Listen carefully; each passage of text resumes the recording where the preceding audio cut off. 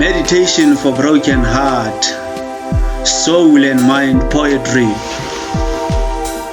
Jesus, my Redeemer and my refuge.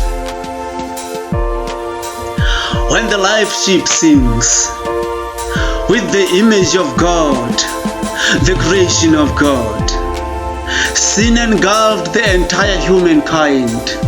Almost when everybody seems to be heading swiftly, each moment to the evil acts of our corrupted hearts, there is a man above with greatest power, a pillar of strength for the oppressed, a redeemer of those whom sin has devoured and taken control of their lives, a pillar in whom there is shelter for broken and wounded hearts.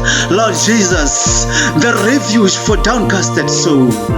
Even though the world is condemning me, people turning their backs on me in my distress, I know that you alone can never forsake me, Lord. Though I am drowning in predicaments, cracking my head day in and night with no one to lean on, in you, Jesus, I find refuge for my soul. In you, I dump and unload my tribulations. Hear me, Lord, in my distress. Heal my wounded heart. Quench my thirst for righteousness. Do right by me due to my foes that have come to eat my flesh. You are the Son of righteousness, miracle doer.